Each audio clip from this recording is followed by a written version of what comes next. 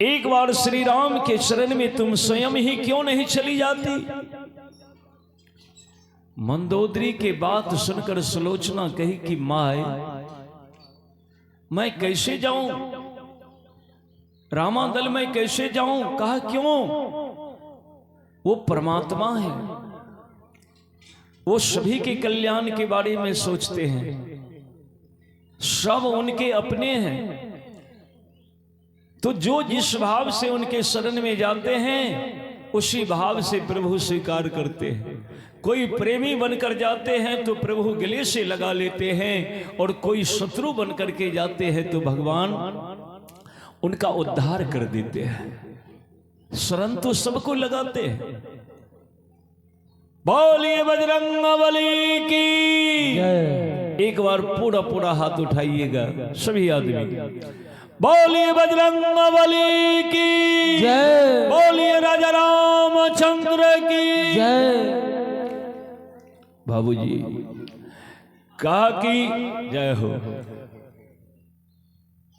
सुलोचना कही कि मां आप कहती हो जाने के लिए, लेकिन आपके पति ने प्रभु श्री राम के धर्म पत्नी को चुरा करके लंका में रखा है, और मैं यदि जाऊंगी रामादल और वहां बंदरे भालू है, कोई बंदर यदि ये कह दिया कि प्रभु रावण यदि आपके धर्म पत्नी को चुरा कर लंका में रख सकता है, तो बदला में हम भी रावण के पुतों को रामादल में बंदी बनाकर रख लेते हैं, तब क्या होगा मां? अनर्थ हो जाएगा। मंदोदरी कही कि नहीं सुलोचना, पराये नारी पर को दृष्टि डालना रावण जैसे स्वभाव वाले ही कर सकते हैं।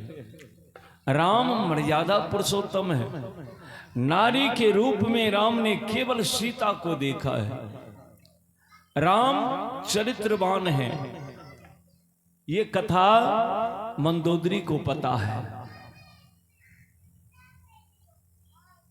बक्सर से जब चले थे विश्वामित्र के साथ, जनकपुर जा रहे थे श्री राम, तो गौतम जी के आश्रम में जब पहुंचे तो देखा कि आश्रम उजरा पुजरा है, विपन्न है। एक पत्थर है, उस पत्थर में से आंसू टपक रहा है।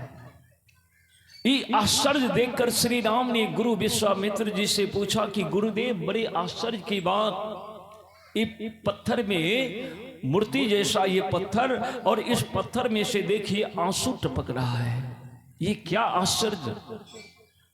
विश्वामित्र जी कहा कि राम तुम जानकर भी अनजाने बनते हो। हे राम तुमसे क्या छिपा है दुनिया में, तुम क्या नहीं जानते हो।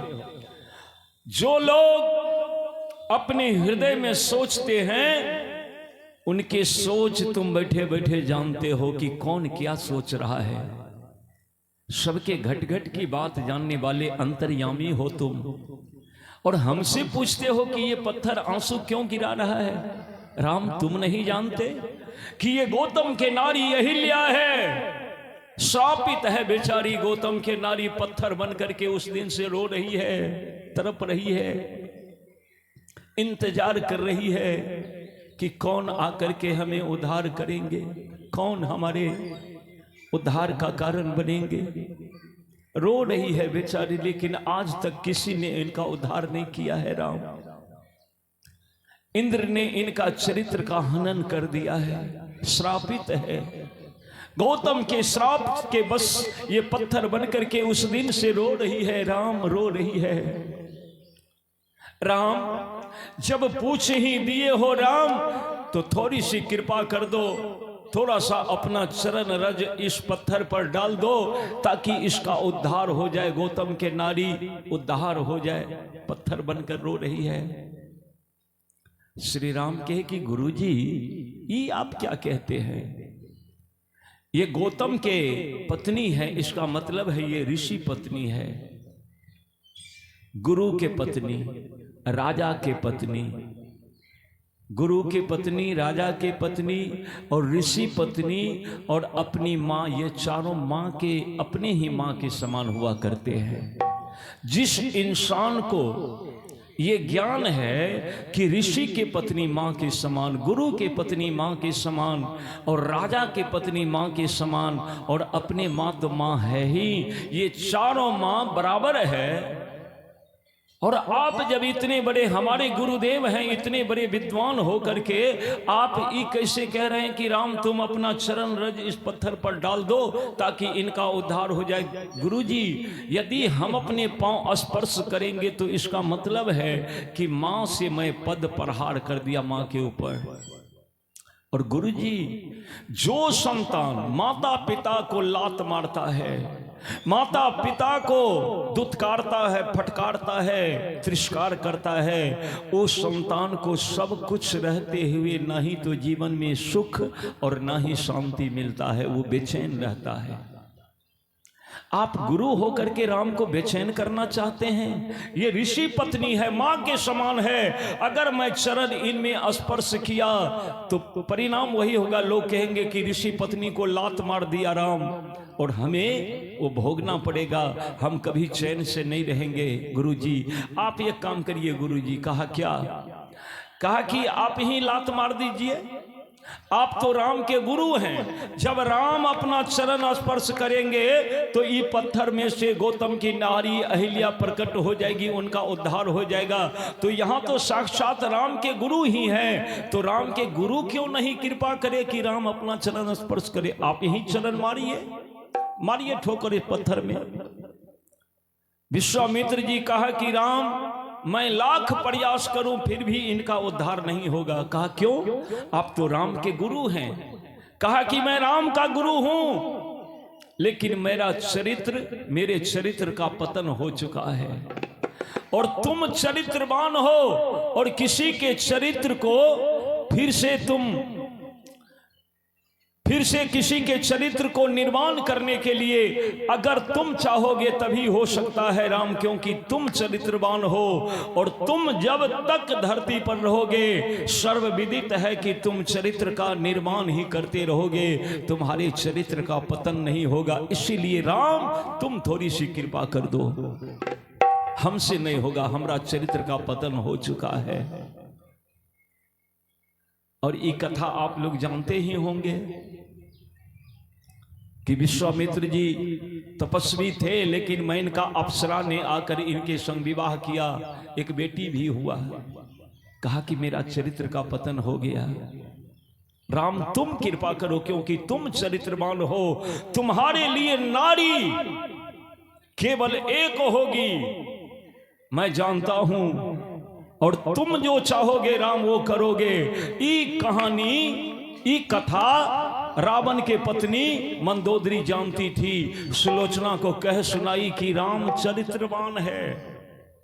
राम पराये नारी को नारी के रूप में नहीं देखते हैं, राम केवल नारी के रूप में सीता को देखते हैं। सीता के सिवा दुनिया में जितनी नारी है जो उम्र दराज हैं उनको अपने मां के समान समझते हैं राम।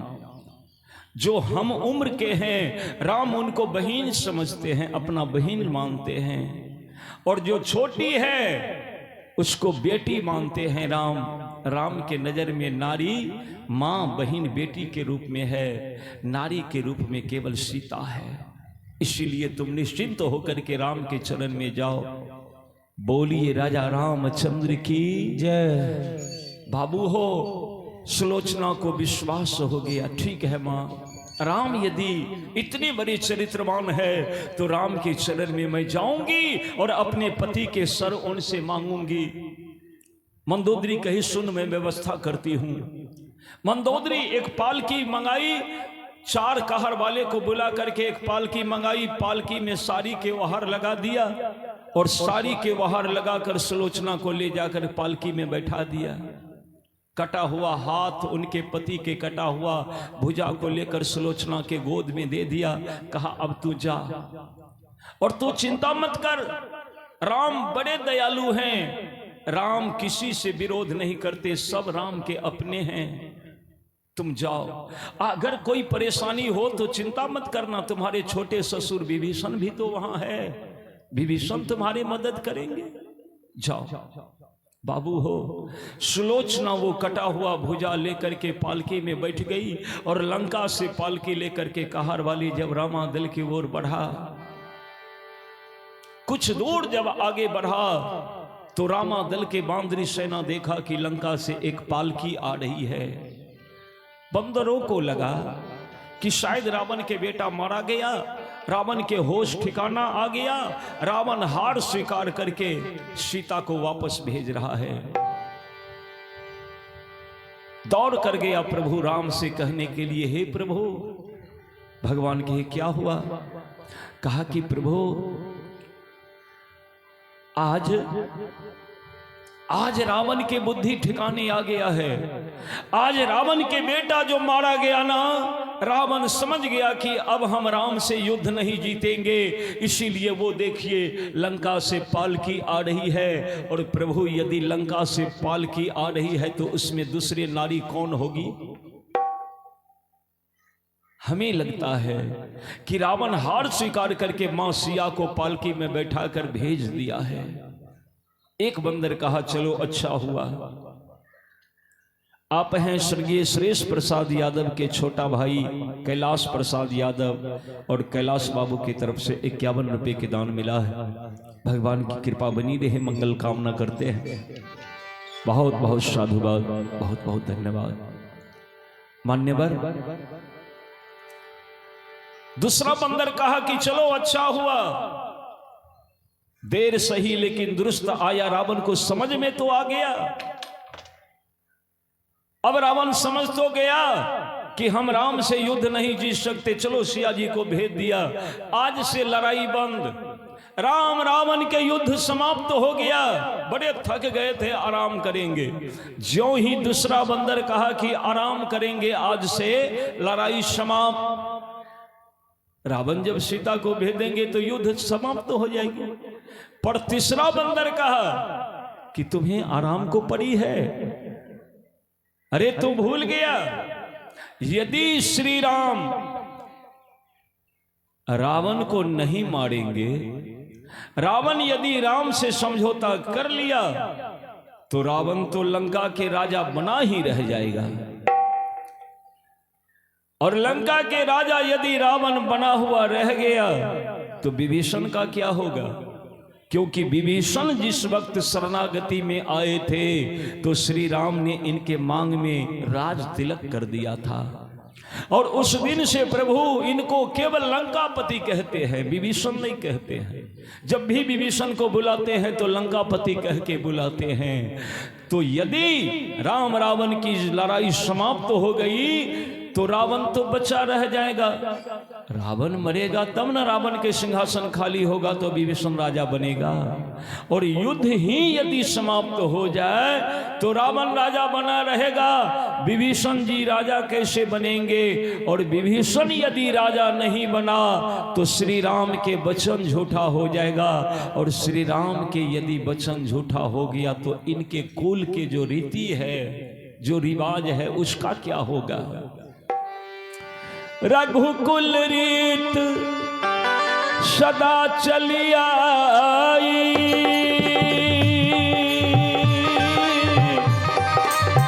प्राण जाए पर वचन न जाए। राम सिया राम सिया राम,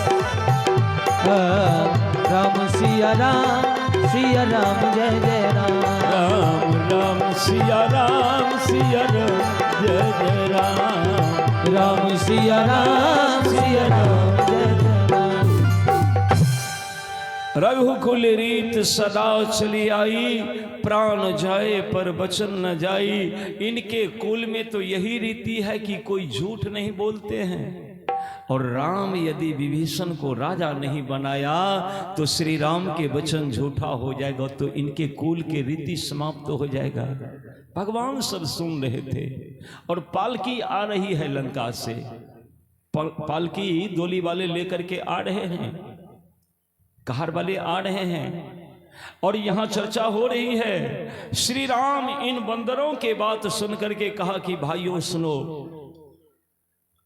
तुम्हें राम की चिंता है कि राम के वचन झूठा हो जाएगा। अरे राम के वचन कभी झूठा नहीं होगा। रावण यदि सिया को वापस कर दिया तो युद्ध आज ही समाप्त हो जाएगा। हम लंका पर फिर चढ़ाई नहीं करेंगे, युद्ध विराम यहीं से घोषित कर देंगे। रहा विभीषण की बात, विभीषण को हमने राज तिलक किया है तो विभीषण को राजगद्दी देंगे। रावण को लंका में छोड़ देंगे, लंका के राज रावण करेगा। विभीषण को अपने साथ अयोध्या ले जाएंगे और अयोध्या के राजगद्दी अभी तक खाली है। भरत भैया राजगद्दी पर नहीं बैठा है। भरत भैया श्री राम के चरण पादुका राजगद्दी पर रख करके राज चला रहा है, राजगद्दी पर नहीं बैठा है। अभी भी मेरा खराम उस राजगद्दी पर पड़ा है, मेरा अयोध्या के राजगद्दी खाली है। तो विभीषण को ले जाएंगे अयोध्या और अयोध्या के राजगद्दी पर बैठा करके विभीषण को अयोध्या के राज दे देंगे। लेकिन अपना वचन मैं नहीं छोड़ूंगा। मैंने वचन दिया कि मैं राजा बनाऊंगा तो विभीषण को राजा मैं बना दूंगा।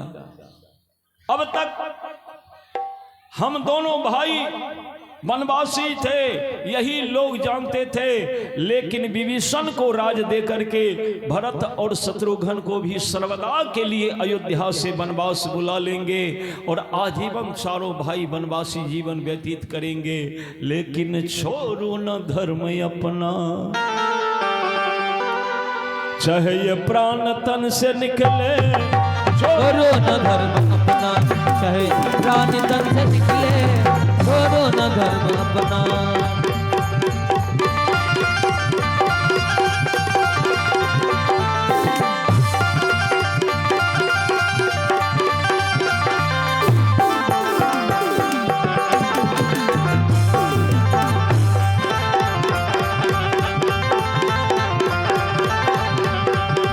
छोड़ो न धर्म अपना, चाहे प्राण तन से निकले। छोड़ो न धर्म अपना, चाहे प्राण तन से निकले। छोड़ो न धर्म अपना। बोलिए बजरंगबली की जय, बोलिए राजा रामचंद्र की जय। छोड़ो ना धर्म अपना। इधर ये चर्चा बाबूजी चल ही रहे थे, इतने ही देर में पालकी आ गई रामादिल के सामने। कहार वालों ने पालकी को नीचे रखा। इतने में साड़ी के वहार जो लगी थी वहार थोड़ा सा हटा और उसमें से कौन निकलती है? तो सुलोचना। अब तो सब बंदर टक टक देखते रह गए। खोदा पहाड़ निकली चूहिया। तब से सारे बांदरी सेना को लग रहा था कि मां जानकी आ रही है, मां जानकी आ रही है, मां जानकी आ रही है। लेकिन उसमें जानकी नहीं है, उसमें रावण की पुतौ सुलोचना है। और सुलोचना जब निकलती है तो सुलोचना के सारी खून से लालो लाल है। वो कटा हुआ भुजा जो सुलोचना आंचल में लेकर के आई थी, आंचल खून से लालो लाल है। बंदर भालू डर से कांपने लगे कि बाप रे बाप, ये कौन है? डाकनी है कि पिचासनी है?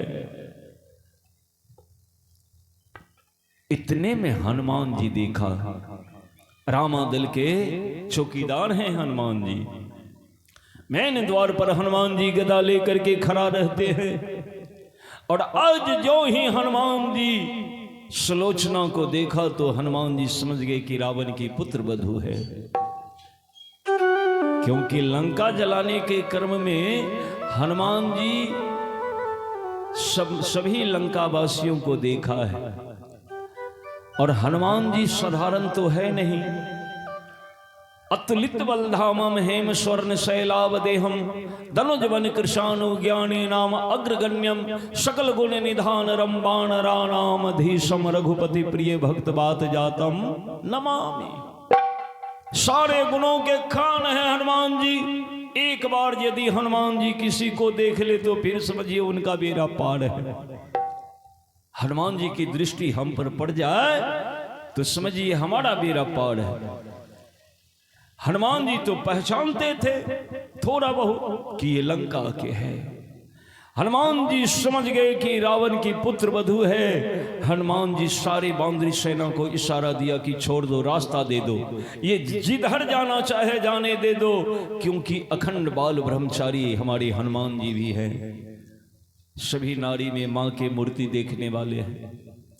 हनुमान जी ज्यों ही बांदरी सेना को इशारा दिया कि इनको रास्ता दो, बस सारे बंदर भालू रास्ता देना शुरू किया। और सुलोचना वो कटा हुआ भुजा हाथ में लेकर, गोदी में लेकर और सर झुकाकर सीधे जाते जाते जाते जाते श्री राम के सामने चली गई।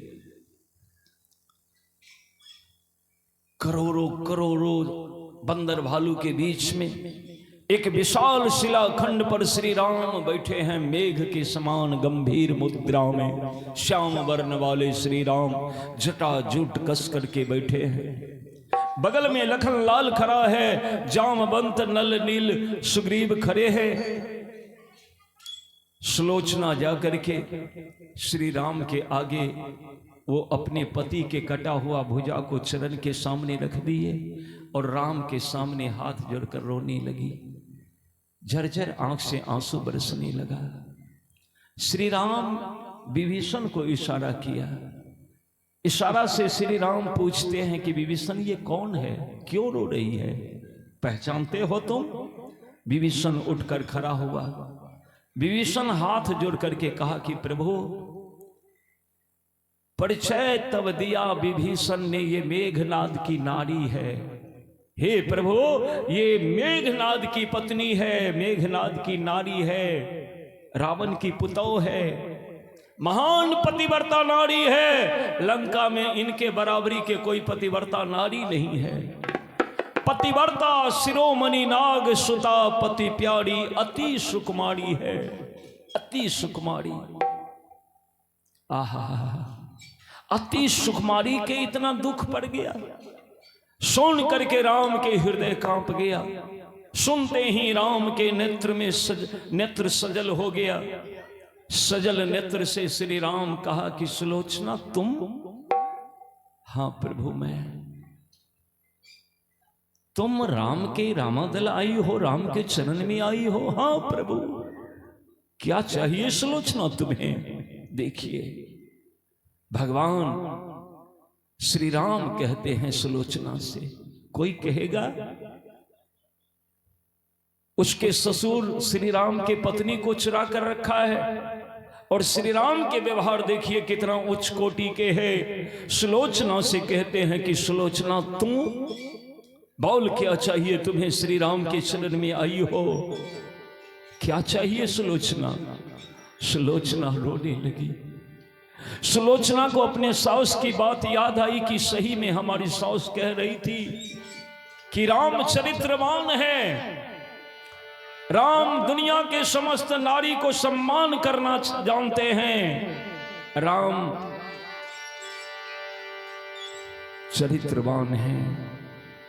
ये सोच करके सुलोचना रो रो करके कही, ए बाबू बैठो, कहे दौड़ता है रे?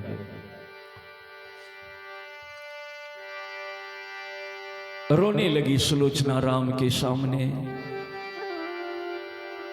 पति शीश मिले जगदीश मुझे, ये भीख भिखारी न मांग रहे। मेरे पति के शीश मिल जाए, यही भीख मांगने के लिए हे राम आपके शरण में ये भिखारी आई है। मैं भिखारी हूँ राम, आपसे भीख मांगने के लिए आई हूँ, और भीख में हमारे पति के कटा हुआ सर दे दीजिए। आहा, भगवान कहे कि कटा हुआ सर लेकर क्या करोगी? सुलोचना कही, प्रभु पिए साथ सती हो जाऊंगी, इससे है तू विनती सुनाए रहे।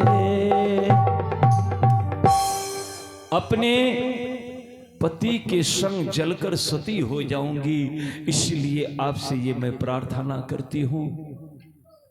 भगवान सुन करके हृदय करुणा से भर गया। भगवान को भगवान कहे कि सुलोचना, लोग क्या कहेंगे यदि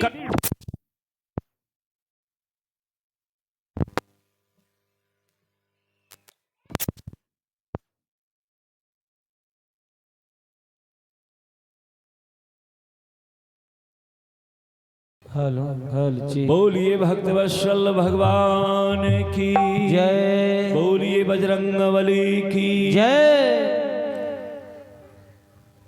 भगवान कहे कि सुलोचना, लोग क्या कहेंगे कि राम के शरण में रावण की पुतौह गई तो राम कटा हुआ सर दान में दे दिया।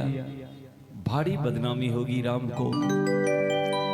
लोग राम के निंदा करेंगे कि दुश्मन के पुतौह गई थी, इसीलिए राम ने कटा हुआ सर उनको दान में दिया। सुलोचना नहीं, ये कटा हुआ सर लेकर क्या करेगी? तू बोल। अगर तुम कहो सुलोचना तो तुम्हारे पति देव को जीवन दान में दे देता हूं, पुनर्जीवन देता हूं। भगवान कहे कि यदि स्वामी से मिलना हो तो हाँ उनको अभी जिला दूं मैं, दे अभय दान फिर अमर करूं, प्रियतम से तुम्हें मिला दूं मैं, मिला दूं मैं। जामवंत जी बगल में खड़े थे। जामवंत जी सोचा कि मालिक के करुणा भर गया है, अब कहीं जीवन दान दे करके अभय वरदान दे दिया तो ये मेघनाद फिर कभी मरेगा? कभी नहीं मरेगा। और मेघनाद जीवित हो जाएगा तो रावण के होगा कि राम के होंगे? रावण के बेटा रावण के न होगा तो रावण के मदद करेगा। फिर ये युद्ध हम कभी जीत पाएंगे? और यदि हम युद्ध नहीं जीत पाए तो मां सीता सब दिन लंके में रह जाएगी। जामवंत जी घबरा करके हाथ जोड़ दिया, प्रभु। भगवान के हाँ क्या बात है जामवंत जी? कहा कि प्रभु एक बात समझ में नहीं आ रही है।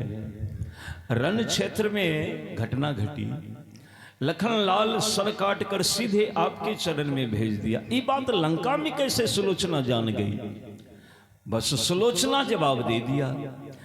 कहा कि ये देखिए हमारे पतिदेव के हाथ, ये हमारे अग्ना में जाकर गिरा और यही कटा हुआ हाथ लिख दिया कि मम सर गयो दरस रघुराई। मेरा कटा हुआ सर रामा गल में पड़ा है और यही सुन करके मैं श्री राम के शरण में मांगने के लिए आ गई हूं। जामवंत जी ताली ठोकने लगे कि देखिए प्रभु कितना झूठ बोलती है, कटा हुआ हाथ कहीं लिखता है? देखिए कितना झूठ बोलती है। हाँ, सुलोचना यदि सत्य बोलती है, सुलोचना के वचन यदि सत्य है, तो यदि सुलोचना के पति के कटा हुआ हाथ लंका में लिखा है तो सुलोचना को प्रमाणित करना होगा। सुलोचना के पति के कटा हुआ सर यहाँ पर पड़ा है, सुलोचना इन कटे हुए सर से कहे और सुलोचना के कहने पर यदि इनके पति के सर बोल दिया तब हमें विश्वास होगा, अन्यथा हमें कोई विश्वास नहीं। हम कहेंगे कि झूठ बोल रही है सुलोचना। अब भगवान तो चुप है, लेकिन सुलोचना को लगा कि अब तो प्रमाण देना होगा। अब यदि हमारे पतिदेव के सर नहीं बोलेंगे तो सारी बांदरी सेना कहेंगे कि सुलोचना झूठ बोली है। हम झूठ बोलते नहीं। दौड़कर कटा हुआ सर के सामने जाकर के सुलोचना रो रो करके कहने लगी कि पतिदेव सुन रहे हो, देखिए इसी को समय कहता है।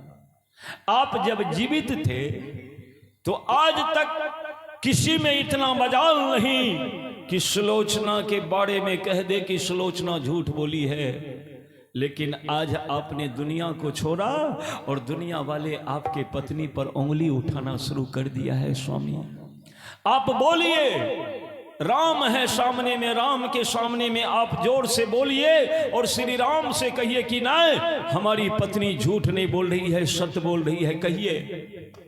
लेकिन कटा हुआ सर नहीं बोला। सारे बंदर भालू खिलखिलाकर हंस दिया। कहा देख लिए न प्रभु, मैं कह रहा था नहीं, ये झूठ बोल रही, निस्सरनी है, झूठ बोल रही है। सुलोचना को बड़ा गलानी हुआ।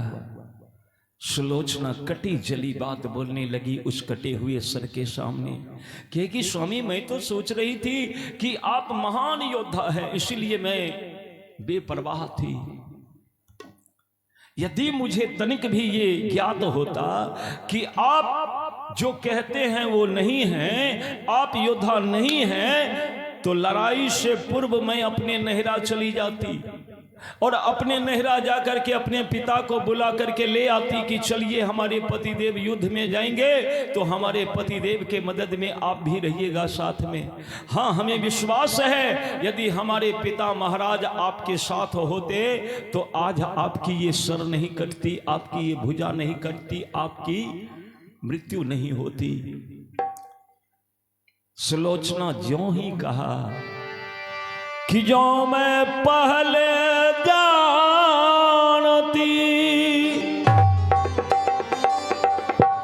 अहो पितु को देती पठा,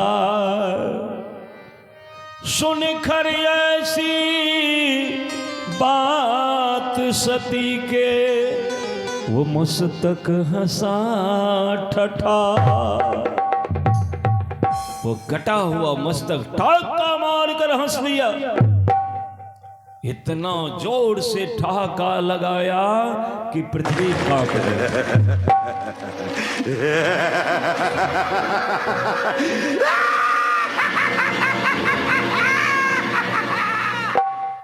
भूचाल आ गया रावण में, बंदर इधर उधर भागना शुरू किया।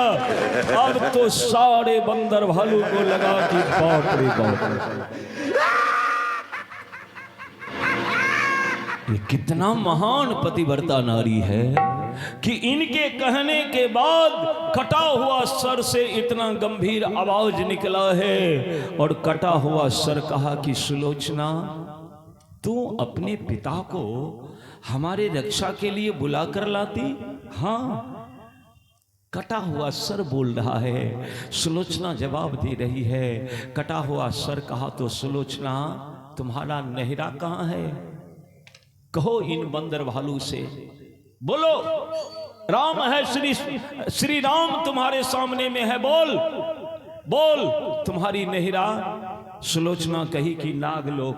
कहे कि तुम्हारे पिता का क्या नाम? कहा शेष नाग, शेष कन्या हैं हम, नाग कन्या हैं। सुंदर लोचन होने के कारण शेष नाग ने अपनी बेटी का नाम रखा था सुलोचना।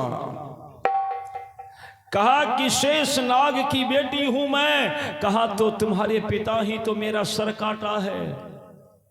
ये बात जब बोला तो श्री राम के साथ सब सन्न रह गए, टक टक सुलोचना के मुंह देखने लगे।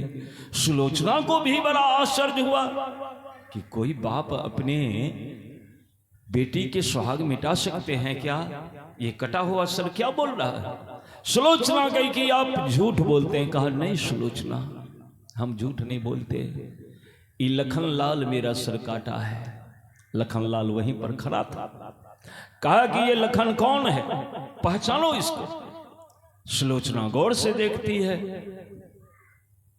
तो सुलोचना तो नहीं पहचान सकी, लेकिन वो कटा हुआ सर कहा कि सुलोचना ये लखनलाल शेषनाग है, ये शेषावतार है लखन। और जानती हो हम जो तुम्हें बलपूर्वक उठा कर ले गए, लंका में ले जा करके बलपूर्वक जो विवाह किए, वही गलानी में भर करके तुम्हारे पिता अयोध्या में आकर के शेषा अवतार लखन के रूप में अवतार लिया है। राम को वनवास मिला था, लेकिन लखन जबरदस्ती आया वनवास में साथ साथ।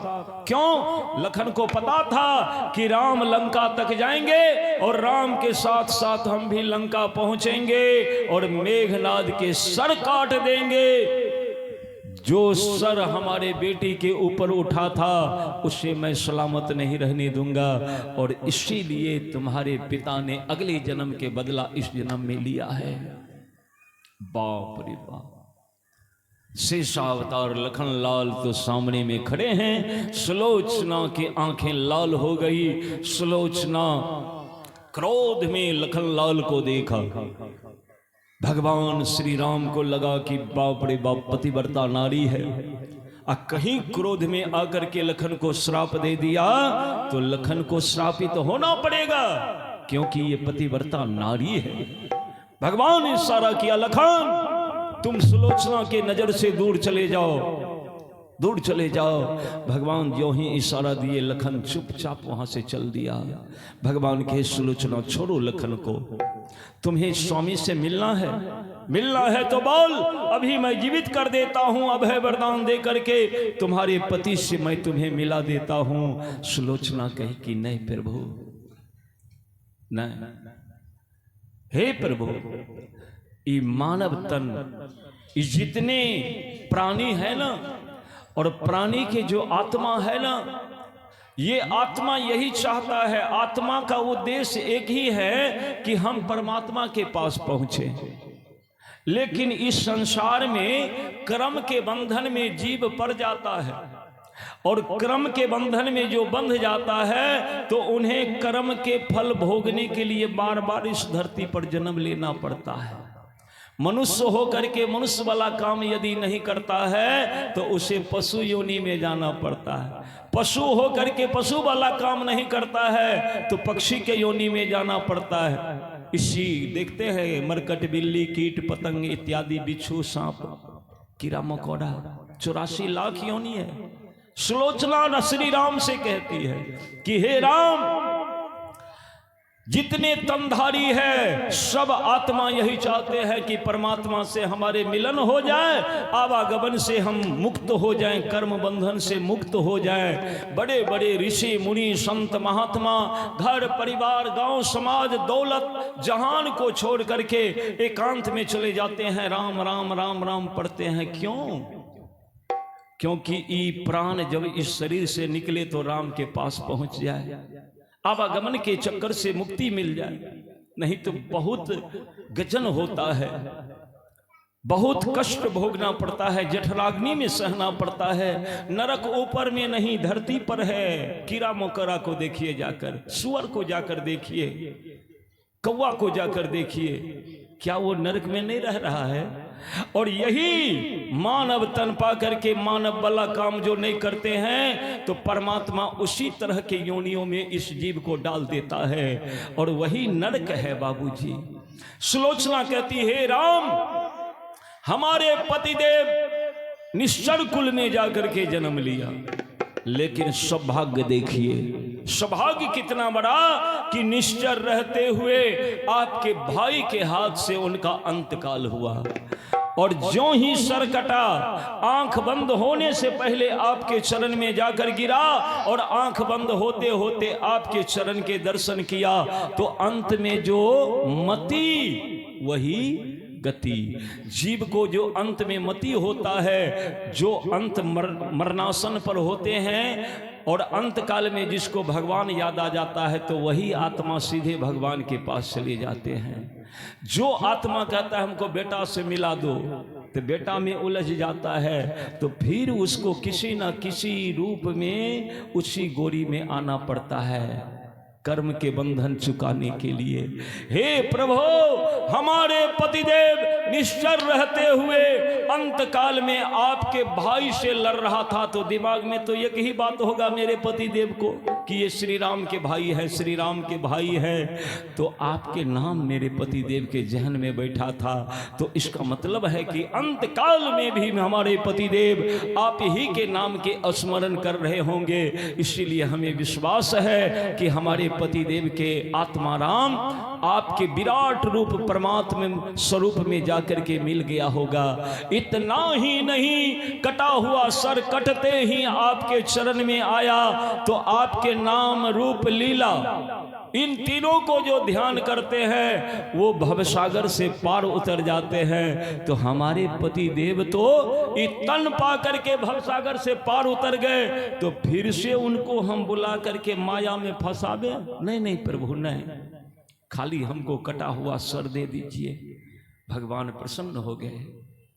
भगवान प्रसन्न हो गए। और इसीलिए बाबूजी मैं इस कथा के पूर्व में कहा था कि आत्मा न ही तो मरता है, न ही जन्म लेता है, न ही इस आत्मा को कभी मृत्यु हुआ है, न ही कभी जन्म हुआ है। ये अजर है, अमर है, अविनाशी है, ये शाश्वत है, ये ईश्वर का अंश है। इसका कभी विनाश नहीं होता, ये अग्नि में नहीं जलता, ये पानी में नहीं डूबता, इनको अस्त्र शस्त्र कोई नहीं काट सकता। तो ये तो आत्मा जो है अंदर में, ये अजर है, अमर है, अविनाशी है। तो बदलता क्या है? ये शरीर बदल जाता है। तो शरीर ना जाने कितने बार बदला है, कोई पता नहीं। इसीलिए मानव तन पा करके सदकर्म करना चाहिए, बढ़िया कर्म कीजिए। बढ़िया कर्म क्या है? जो कर्म आप कर रहे हैं और उस कर्म से किसी को कष्ट नहीं हो रहा है, वो बढ़िया कर्म है। आप कोनो काम करते हैं, अपने हित में आपको बढ़िया लगता है और दूसरे को कष्ट पहुंचता है, तो वो अहित हो जाता है। यही कर्म जीव को कर्म बंधन में बांधकर और बार बार जन्म लेने पर मजबूर कर देता है इस धरती पर। तो हम ऐसा कर्म करें कि हमारे कर्मों के वजह से किसी को कष्ट नहीं पहुंचे, तो हम सहज में भवसागर से पार उतर जाते हैं। और इसीलिए कहा कि मानव तन को सफल बनाना चाहिए। और इसीलिए मैं आपसे निवेदन किया कि इस रामायण के महासती सुलोचना के कथा में आपने सुना कि श्री राम और सुलोचना के बीच में जो चर्चा हुई, यही सत्य है। जीव कर्म बंधन में पड़ करके बार बार इस माया के बाजार में आते हैं और कर्म बंधन में पड़ते जाते हैं, बार बार जन्म, बार बार मरण होता है। तो हम मनुष्य तन पाए हैं, मनुष्य तन पा करके सदकर्म करके भवसागर से पार उतर जाना है। आज हमारे स्वर्गीय सुरेश बाबू भवसागर से पार उतर गए। आज इतने समाज के लोग अपना अपना काम धंधा छोड़ करके इनके लिए